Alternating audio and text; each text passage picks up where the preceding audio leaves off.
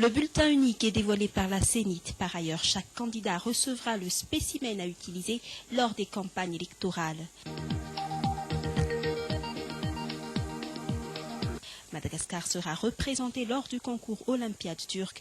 Ainsi, 5 élèves du Collège La Lumière Internationale y représenteront notre pays. Le Parlement grec adopte un nouveau plan de politique d'austérité. Voici le journal de Tantel Timaroufi.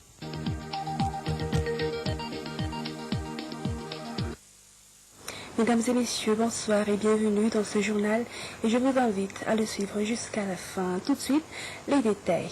La Cour électorale spéciale chargée d'enregistrer les dossiers des candidats prétendant aux élections présidentielles du 24 juillet prochain a arrêté une liste provisoire de 48 candidats. Les idées se divergent quant au nombre des candidats désirant participer à cette course à la magistrature suprême. C'est une enquête réalisée par Marie-Jeanne Razafundassou et Adraza Funkias. Parmi ces personnes interviewées par nos journalistes, certaines affirment que 48 candidats à la présidentielle témoignent de l'existence, voire la pratique de la démocratie à Madagascar. D'autres voient de la pure diversité des politiques malagasy qui ont laissé de côté le fiavanan, base de la valeur de notre pays. C'est la preuve d'une gabégie à Madagascar. C'est le reflet de la démocratie et contrairement aux pays développés, l'on constate la faiblesse de la politique malagasy. Ils sont très nombreux et nous allons avoir du mal à élire un d'entre eux. Cela pourrait engendrer un trouble dans le pays. Les politiciens malagasy n'ont pas changé de pratique. Ils ne pourront jamais contribuer au développement de notre pays. 48 candidats pour moi, c'est trop nombreux. Ce n'est vraiment pas un signe de patriotisme. Aucun d'entre eux ne me satisfait. Le dépôt de candidature aux élections présidentielles a débuté le 8 avril dernier et a pris fin hier, dimanche 28 avril, selon le calendrier du processus électoral de la CENIT. Il appartient à la CES de contrôler les conditions de recevabilité des candidatures et les conditions d'éligibilité des candidats. La CES arrêtera et publiera la liste définitive des candidats au plus tard le 3 mai prochain. Et toujours dans le cadre des élections, pour la première fois à Madagascar, un seul et un même bulletin sera remis aux candidats à l'élection présidentielle.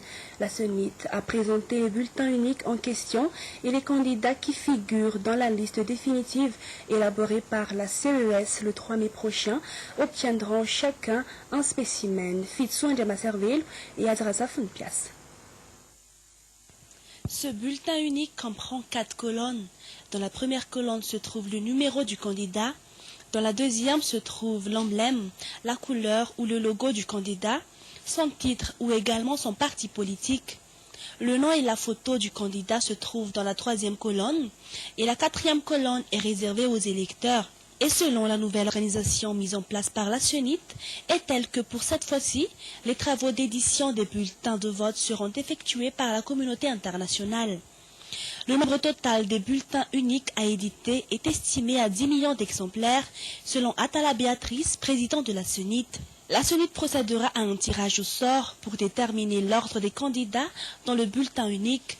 Cela va se dérouler le 5 mai prochain avec la présence de tous les candidats présélectionnés par la CES, selon toujours ses dires.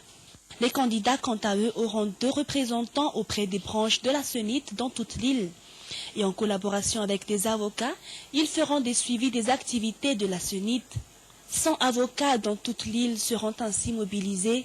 Ils suivront des formations durant lesquelles la CENIT va porter à leur connaissance les différents recours face à d'éventuelles insatisfactions des candidats durant les campagnes électorales, durant le scrutin ou lors de la publication des résultats de vote. À noter que chaque candidat aura le spécimen du bulletin unique destiné à la propagande.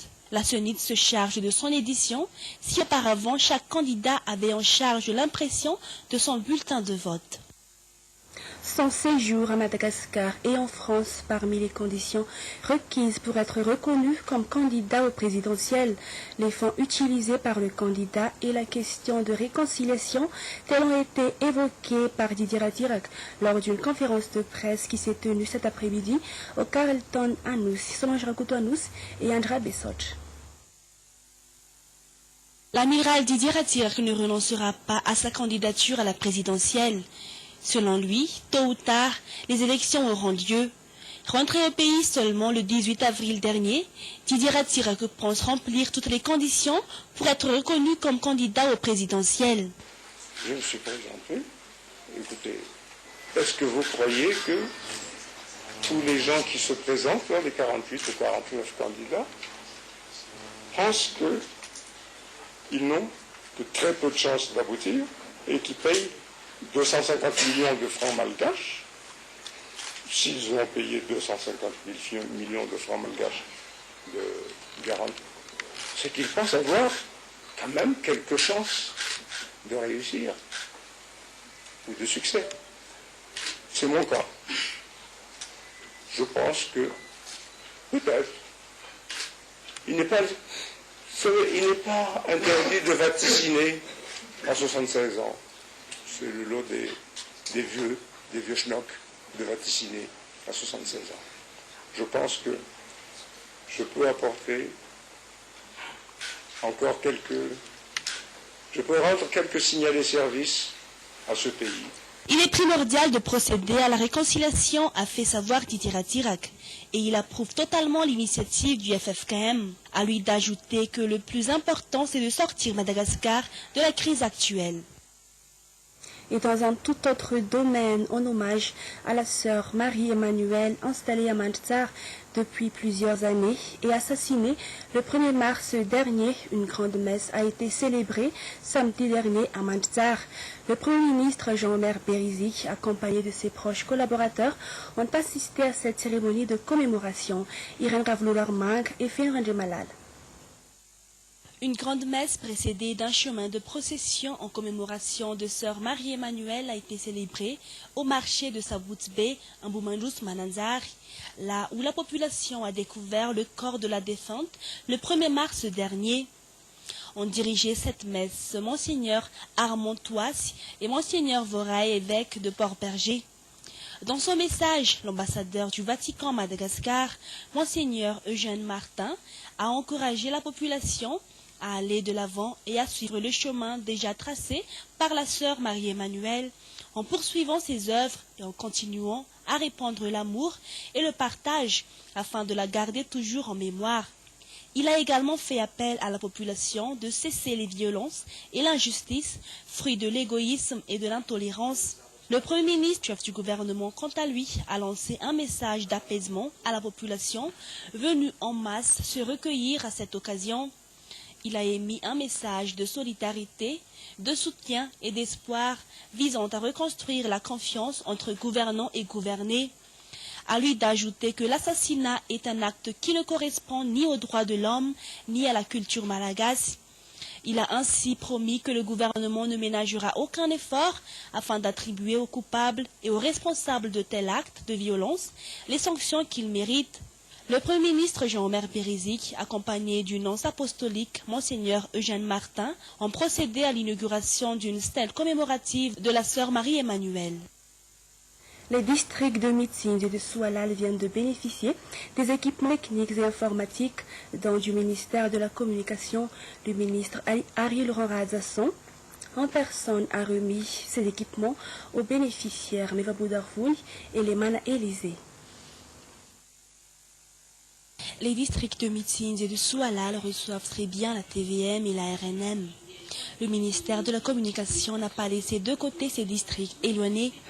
Ainsi, ils ont bénéficié de nouveaux matériels techniques et informatiques qui leur permettront de réaliser des émissions, voire de diffuser des informations locales à la TVM et la RNM au niveau central.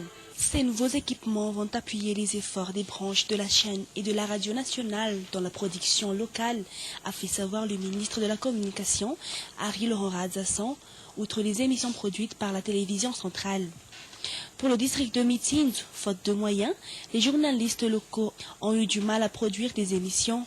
À part cela, ils se plaignent du manque de personnel en activité. Le district de Soualal, quant à lui, a toujours utilisé des équipements rudimentaires, ne pouvant pas répondre à l'attente du public face à l'avancée de la technologie. Tous ces problèmes vont être résolus. Ainsi, Ferdinand Razaf Mandimbi, délégué de la communication dans le district de Mitsins, a remercié la volonté du ministère de répondre aux besoins des branches, même dans les zones éloignées. Adamal Babordine, quant à lui, a fait savoir que rien ne sert de travailler si on est en manque de matériel. Ainsi, face à cet équipement du ministère de la Communication, nous pouvons dorénavant contribuer au développement de notre district, comme tous les autres districts de l'île.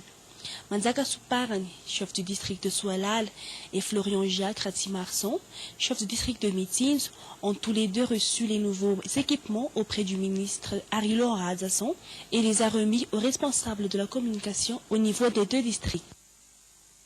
Madagascar va être représenté au concours Olympiade turc. 5 élèves du collège La Lumière Internationale vont représenter des chants et poèmes en langue turque tout en promouvant la culture malagasy. Reportage de Fiandia Narson et de Stéphane Alphonse. 5 élèves issus du collège La Lumière Internationale vont s'envoler pour la Turquie à 1h du matin demain. Ils vont assister au concours Olympiade turc. Pour participer à l'Olympiade, je voudrais rencontrer de différentes personnes venues de différents pays, partager la même langue, la langue turque. Il y a beaucoup d'avantages. Maintenant, je sais bien parler le turc et puis je suis devenue plus sociale. Fali Andriatsalam va concourir au dialogue turc.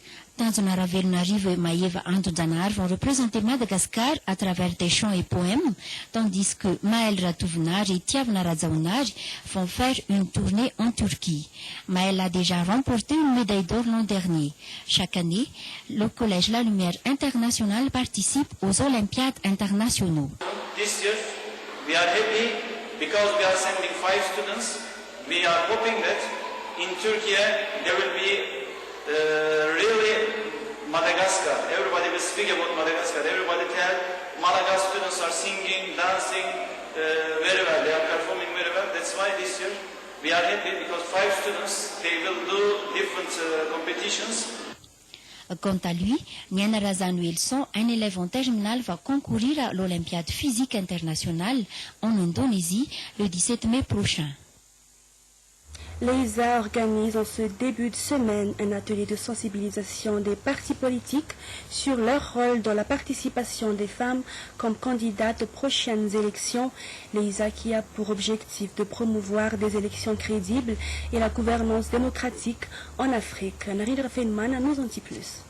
C'est ici au premier étage de l'hôtel Carlton que se tient le séminaire en question. Les femmes misent sur les objectifs à atteindre. L'EISA est là pour nous former sur la sensibilisation des partis politiques, sur leur rôle dans la participation des femmes comme candidates aux prochaines élections. Nous, dans le parti Madagascar Ratsik, parmi nos valeurs, nous faisons la partie genre. Donc je suis là, nous sommes là pour revoir les points d'entrée pour promotion des femmes dans les partis politiques. Présence fort remarquée du président du parti AKFM, il s'explique. Le parti AKFM attend comme d'autres participants des résultats comme les capacités de nos responsables politiques à envisager les droits électoraux des femmes au-delà du droit de vote. Il y a aussi une attente, par exemple, pour que les partis politiques soient familiers et conscients de leur rôle de premier plan dans la réduction de la sous-représentation des femmes. Cette session de formation s'achèvera demain, mardi 30 avril. Un symposium économique a été organisé à Fianarantsoa par l'association hiérarchique du général Camille Vital en vue de connaître les attentes de la population locale. Rostina Muriel, Nathalie Liab et Andrazon Arvaux. La ville de Fianarantsoa a été le fief du candidat à la présidentielle Camille Vital, proposé par le parti Yarakisik. Venu lancer l'ouverture du symposium économique, il en a profité également pour rencontrer la population sur place. Dans son allocution, le candidat Camille Vital a annoncé ses objectifs pour la ville de Fianarantsoa et a pris en compte les attentes des Fianarois. Chaque région et commune a ses propres problèmes et seule la population sur place doit être consultée pour cela. Avant cette réunion, sur la grande place du stade de l'hôtel Sophia, Camille Vital a fait un bain de foule et s'est échangé avec la population fianaroise.